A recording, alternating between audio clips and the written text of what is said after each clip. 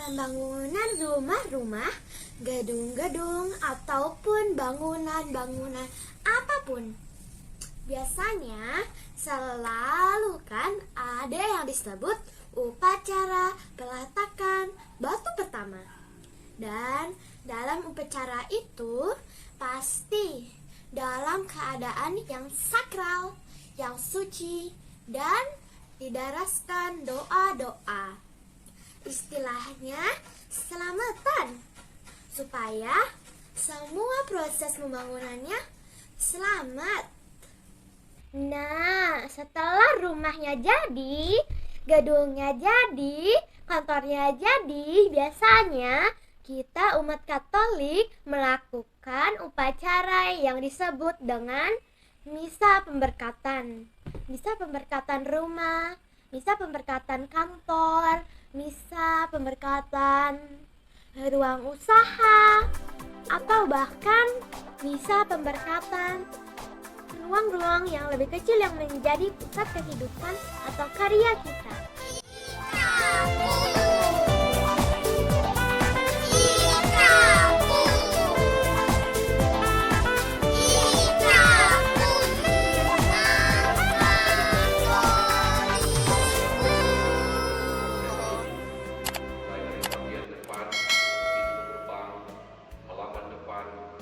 Gedung yang ada sampai di halaman belakang, dari lantai dasar sampai lantai paling atas. Engkau berkati ya Tuhan.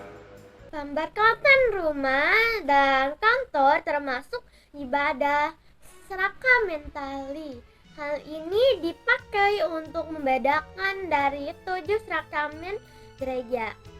Secara umum pelaksanaannya diatur dalam kitab yang disebut Kitab Hukum Kanonik nomor 1166 sampai 1669. Namun secara khusus tata cara pemberkatan rumah dan kantor dan gedung-gedung tersebut diatur dalam pedoman liturgi seperti Ritual Romanum 1969 atau Da Benedictionibus 1984.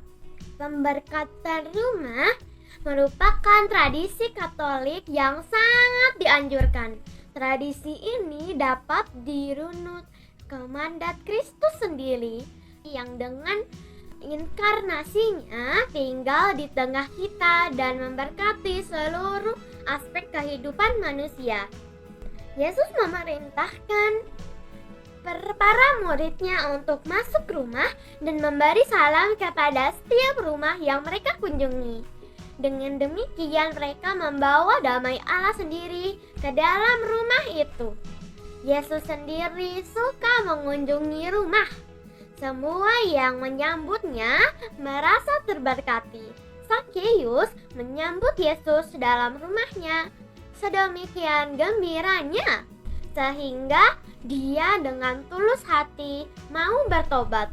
Yesus juga berkunjung ke rumah Maria dan Marta sebagai sahabat dan saudara. Di rumah Petrus yang menyembuhkan ibu mertua Petrus yang sakit. Bahkan ia membangkitkan anak Yairus yang sudah meninggal di rumahnya. Sesudah kebangkitannya, ia memenuhi undangan untuk singgah. Tinggallah bersama kami, sebab hari sudah malam. Tak terkira sukacita mereka di rumah itu. Mata mereka terbuka akan misteri kebangkitan. Sebagaimana yang digambarkan dalam kitab Wahyu, Yesus sedang berdiri di muka pintu dan mengetuk. Jikalau kau ada orang yang mendengar suaraku dan membukakan pintu, aku akan masuk mendapatkannya dan aku makan bersama-sama dia dan ia bersama-sama dengan aku. Kita ingin rumah dan kantor baru yang kita bangun membuat kita merasa diri berharga dan bermartabat. Minta berkat memperkuat intensi kita untuk mengawali kehidupan baru itu. Siapa lagi yang dapat memberikan kita rasa nyaman dan terberkati selain Tuhan sendiri?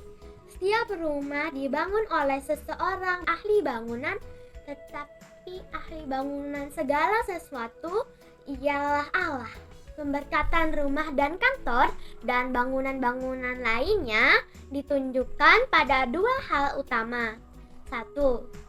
Agar Tuhan merajai rumah dan kantor serta bangunan-bangunan kita yang lain, sehingga kita bebas dari segala yang jahat. 2. Agar Tuhan memberkati penghuninya dan juga pengunjung atau tamu-tamu di rumah atau di kantor atau bangunan-bangunan kita. Karena itu, pemberkatan biasanya selalu dihadiri oleh sanak keluarga atau para karyawan kantor, karena yang diberkati bukan hanya gedungnya saja, tetapi juga penghuni dan para karyawan yang akan memakai rumah atau kantor atau bangunan-bangunan tersebut.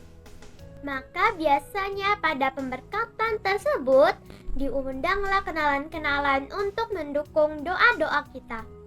Lalu dalam pemberkatan tersebut, imam atau diakon akan berkeliling dari luar sampai ke dalam untuk memberkati setiap ruangan dengan doa dan percikan air suci.